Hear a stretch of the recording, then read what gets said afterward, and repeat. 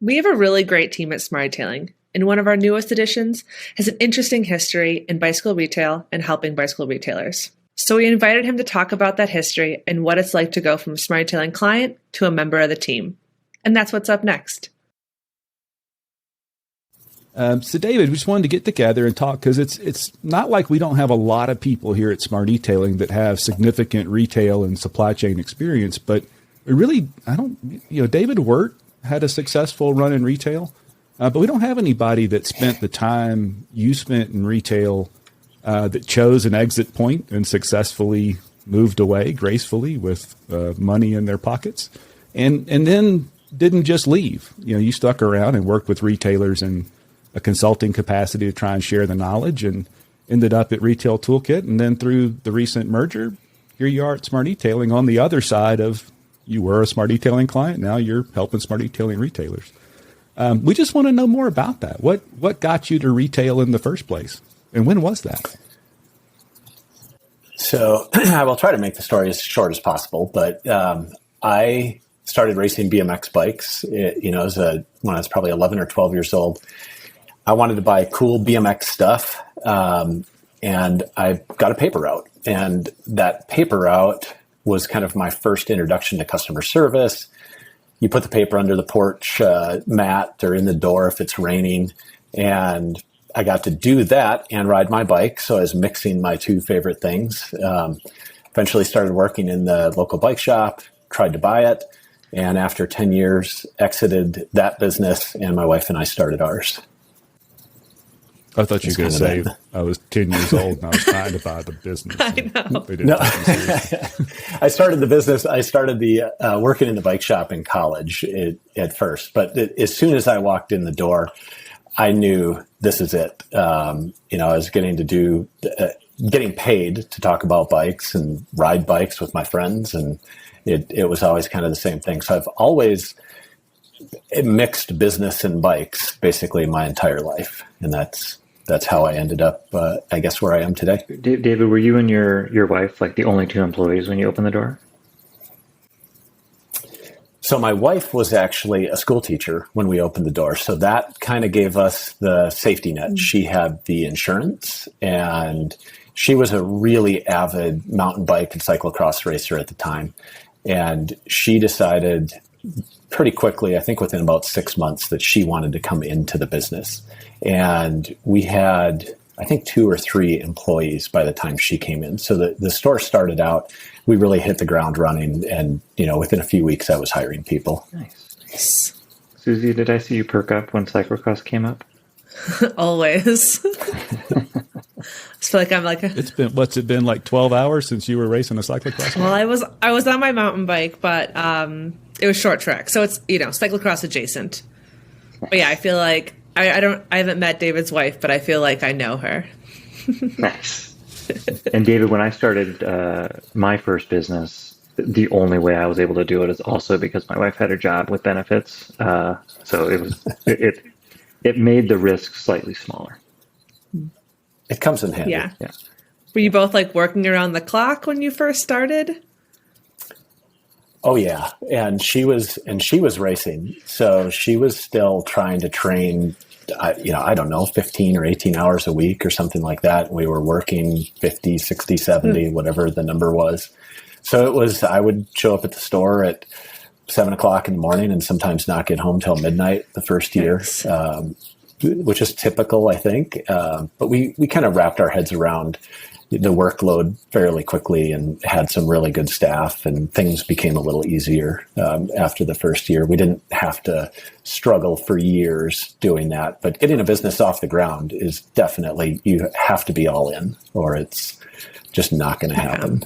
Did you ever feel, go ahead, Susie. So what year was it that you started your own shop, or you bought this shop? So 1991 was when I first started working in a bike shop. And that store, I was the general manager. We had 3 stores, and I was the general manager and a minority partner. And I realized that I was not going to be able to buy it and pay it off in any short amount of time. So we opened our store in 2001. So we had it for 18 years before we sold it in 2019. How many years did it take you to, well, did you ever figure it out? Or how many years do you think it was before you felt like you were kind of good at it? I would say it depends which part of it did I ever figure out. I never figured out employees. I was not a good leader. So thankfully my wife was. She was much better, I think, at guiding staff. From the business standpoint, I would say the last 5 years, I felt like we were really in high gear, and I don't want to say figured it out, but we had maximized its potential the last probably 5 years. Ryan, that was really good. When he said, I never figured out employees, you didn't go, yeah, those it was in here. No, I'm just kidding. That's my favorite part. Talking to customers and working with employees, that's I think, I don't know if it's my strength. You all can take a little survey after I'm off the line. It's our turn, guys, not to react when he says that. There were so many parts of the business that I loved, but there was, as employees, I had a few that were really good. I had a few that I struggled trying to figure out how to motivate them. But we had a lot of high school and college age employees, as any bike shop does. So the struggles were always, they were coming and going. So you're kind of constantly hiring these staff members, and then they would leave at the end of the summer, and just trying to keep them trained was the hard part. Is I kind of thought, oh, they're just going to jump in and by osmosis, they're going to figure it out. And they were 17 years old. So that didn't happen. Did you feel like that initial store from 91 and those couple of years, were there mentors in that you learned from, or was it one of those situations where you got there and just could see better ways to do things? Yeah, the business was sold almost immediately after I started in 1991. And the person that bought it was absentee, and he quickly realized he was in over his head and wanted somebody to take over the business. And I was within, I think, about 2 years, I was managing the business while still going to school full time. And so it was at the time it felt, kind of messy, but it really was a great learning experience. So I'm thankful that he wasn't interested in running the business. Yeah. What about when you started your own, David? Was there anybody kind of in those early 2000s that you, or even later as the business matured, that you leaned on for advice? I never had a true, I think in the truest sense of the word, a mentor in the bike industry other than every bike shop owner. I always loved to see, whether it was a multi-store chain or a single small niche bike shop, if they were trying, those were my mentors. So I get in trouble still to this day. If I see a bike shop, I do a U-turn, I want to go in, and I think I learned something from every single one of them. Mentorship wise, from a business standpoint, was really, we had an attorney who was also a customer that became a really good friend, and him and our accountant were both, they didn't hold back. They gave us great information and advice on the business side. So business mentorship was actually kind of more professionals that we had in our corner. Cool. Since you really, since you've really gotten to see bicycle retail from, I guess over the past 30 years, is there anything like markedly different now, you feel like? Okay. It's all changed. You're still selling bikes. The act of moving a bike into somebody's hand in that process is still the same. But I think back and I feel so old when I think about it, in a way, is we were using fax machines and there was no B2B ordering systems, and you used a phone. The sales reps came in and they had those IBM paper, I don't even know what those were called, that, they folded it out and you were looking to see what the inventory was. And so just the change in technology has been absolutely dramatic from then until now. And it's become much more of a business, and there's less suppliers. So the relationships are harder to manage, and the things have at times gotten a little more adversarial if you are not really aligned with one vendor. And that was hard. We had 2 of the top 3 vendors in our store. So managing those relationships continually became harder. But you had to do it. Was that part of the rationale for the exit? What's prompted the exit of, all right, this is the time? I would say there was probably, there was dozens of reasons, but the main ones were, there was business reasons and personal reasons. We were in the upper Midwest, and we were so tired of cold, wet, extremely cold and wet, snowy 6 months of winter. And we wanted to be someplace drier, sunnier, and have more mountain bike and fishing and hiking opportunities. So personally, we really wanted to get out of the upper Midwest. Business-wise, we felt like we had really maximized our potential with that business, unless we were going to open up another store, try to grow in other ways that would have required us kind of risking what we had built. And it was at that point that we thought, this is probably a great time to sell. Most bike shop owners end up trying to sell or exit when things are bad. So it's hard to get off the train when it's really moving, and recognize that this is the time, because you have the most value in the business at that point. Yeah. David, was the consulting thing normal? Did you think of that, or did somebody come to you and say, "Hey, since you're not working anymore, can you help me out?" I wrote a couple articles in Bicycle Retailer, and then I was introduced to Brandy Lepak, who was the president of the NBDA at that time. And she was talking about the P2 programs, and I don't know if she was actually ever offering me a job or wanted me to do that. I wasn't interested in doing in that particular work, but I said I could have really used somebody that I could just call as a retailer, and have somebody in my corner that wasn't, one of my vendors or whoever, but just a different party that I could call. And I thought that I could be helpful, and she agreed. So we kind of started the P2 one-on-one consulting at that time. And that, David, I know you were a longtime SmartEtailing client, and there's a lot of people on our team that knew you, I'd say, relatively well. But that's the time when I really first kind of became aware of you as a thinker, is reading your articles in Bicycle Retailer. And I want to say that after your first or second article, I tracked you down and we talked, because I just really liked what you had to say.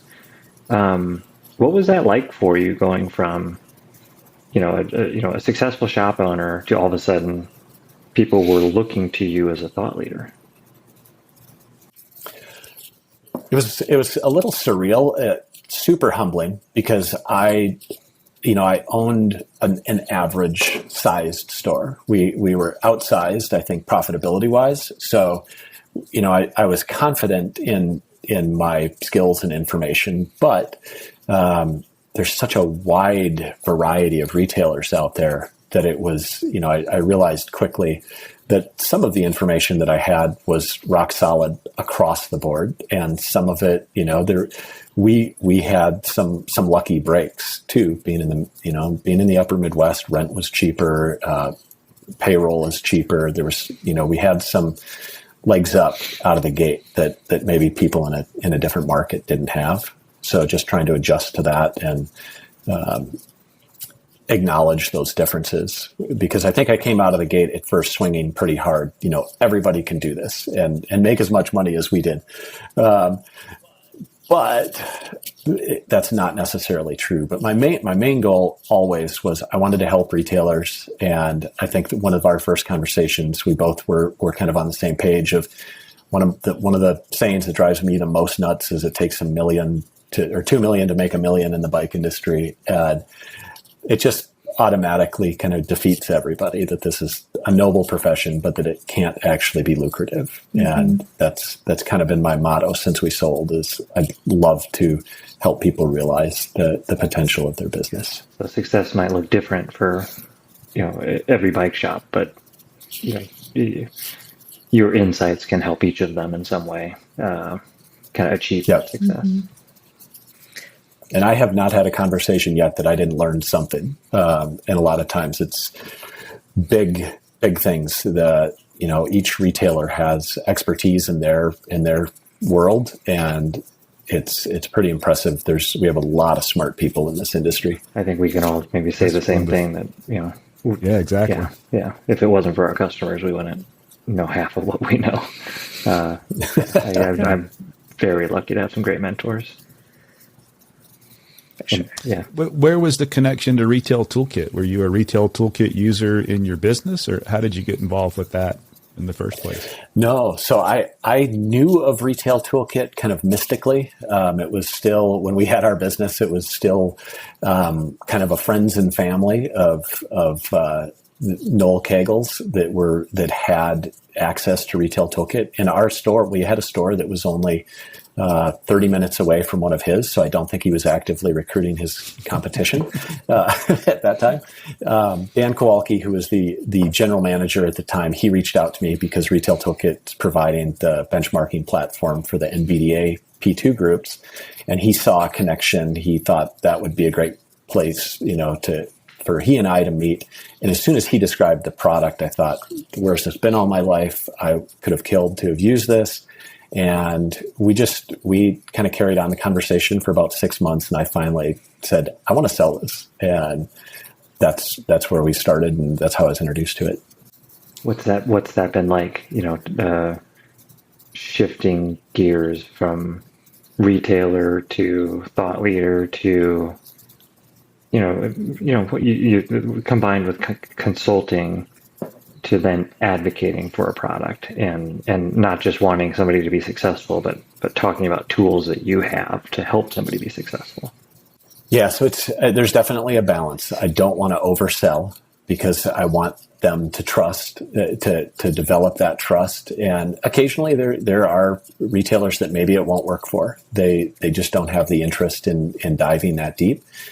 The flip side is I really feel passionate about the tool set because it can be of great use to a retailer, and it's things that they don't typically have at their fingertips, and if they do, they really have to go in a roundabout process to dig up that information. And I did it with columnar pads and calculators and pencils, and it would take forever. And now you can just look at a screen and there's the information. So I'm super passionate about it, but try to have that balance and feel like I'm, consultatively selling them and not just trying to get the sale and run away, because we want to keep in contact and develop a relationship with them. Susie, you and I have talked about that kind of over the years, and just David, that's why you're just such a good fit for Smart Etailing. But Susie, it's we're partners. We're building long-term partnerships, and but we're also asking for a fair exchange of value. Can I assume that you have that similar? Well, you have the similar passion for what we do, but also the humility around asking somebody to, buy something from you. Yeah, if what we're suggesting doesn't make them more successful, then it doesn't make us more successful. Was it, Exactly. This is getting kind of heavy, so let me lighten it up a bit. And Ryan's going to giggle at this. Was it hard for you to go from being the business owner to being an employee? Because a lot of entrepreneurs, there's an employment. And I grew up with an unemployable father. He had to do his own thing. Did you have any issue with that, as far as all of a sudden now I'm, somebody's expecting me to do X, Y, Z, and it's not necessarily all in my control?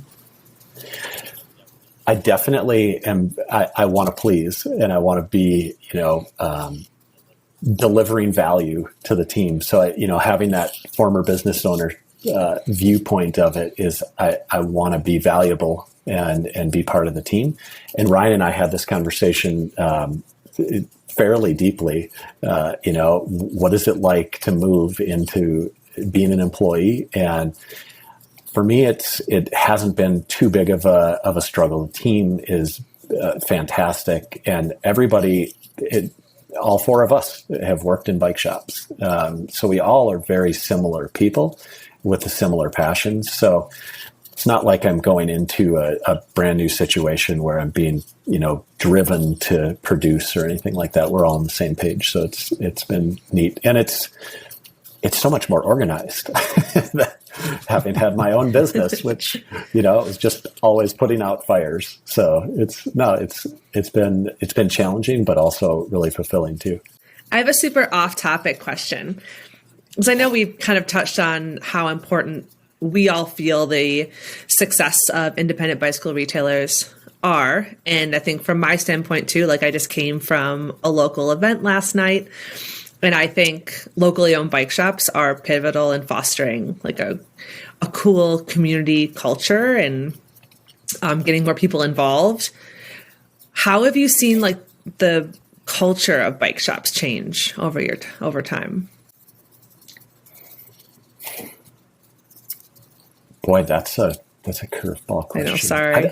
I think that bike shops. No, I think that we've seen bike shops in some respects become more business-like. Mm-hmm. Certain bike businesses have become much more commercialized. But generally speaking, I think that cool bike shop vibe still exists in almost all the stores that I go into, because the people that are working there are very much into riding, and they want to share that excitement and that stoke to get people out there riding. So I think that the culture is still the same. It's still around riding bikes. And, in the 30 years that I've been in it, and for long before that, bike shops on the back door after they closed, people went for rides and they invited their friends and customers. And that's still happening today. Mm-hmm. So I think that bike shops are still absolutely the foundation where most people develop their excitement for however they want to ride, whether it's just tootling along the bike path or they want to start racing. Somebody gave them the excitement, and that happened in a bike shop. Yeah. Do you see more women involved? How was it hard to find women to employ at your bike shop?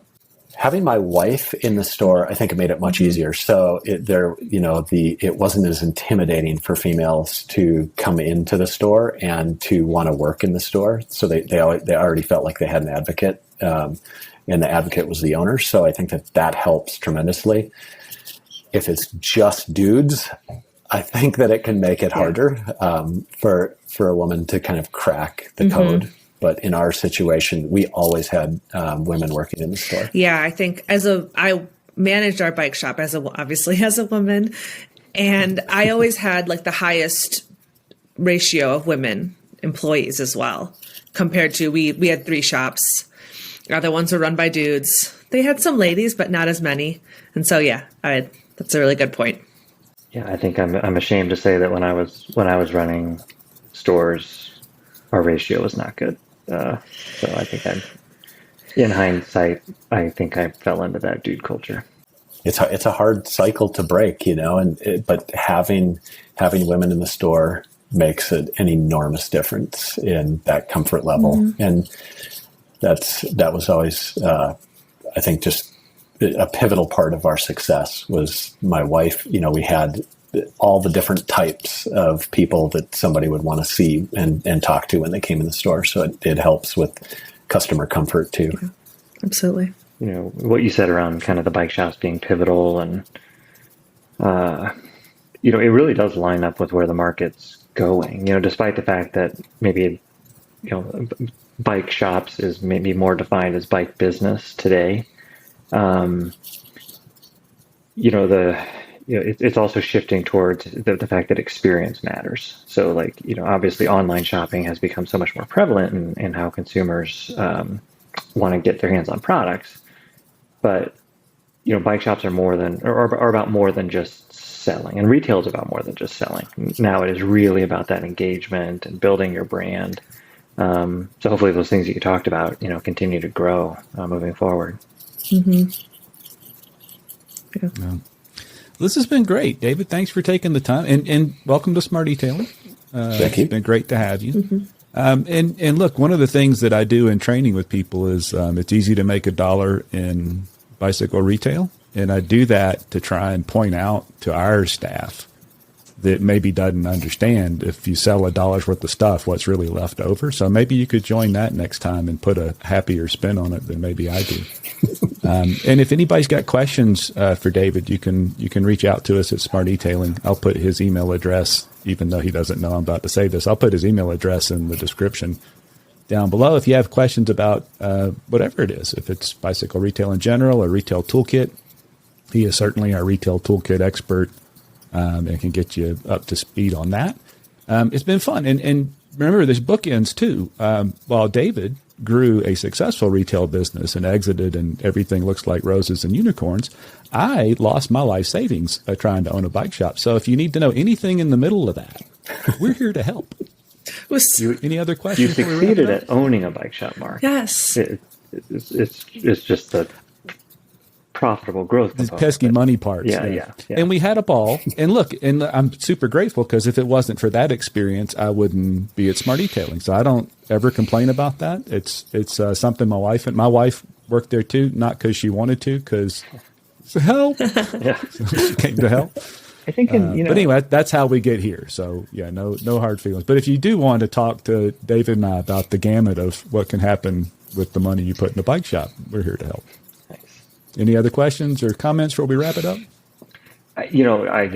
David, you said you moved to, kind of more the West for access to the outdoors. Give us a quick rundown on like what are your hobbies now that you've moved? Mm-hmm. So we were always avid mountain bikers, and so that's kind of our main hobby. But hiking has really ramped up. We're very close to hiking. We can get out and have a beautiful hike in an hour's time. Love fly fishing, so that's been something that I have a lot more access to out here, and that's it. Dogs and camping, and some way to mix all of those activities is the perfect weekender day. Yeah. Super. All right. Well, we'll wrap this up. We'll get this up and ready for everybody to listen to. And if you ever call SmartEtailing and ask for David, there are 3. If they say which David, just say Safety Dave, and that'll get you to David DeKeyser directly. And maybe he'll tell you why he's called Safety Dave. You're going to regret overtelling. Got to get that. Had to get that in there. We debated ahead of time, and it didn't come up, so I wanted to make sure people knew who they were talking to. All right. Hey, welcome to SmartEtailing, David. Welcome. Thank you, Ryan. Thank you.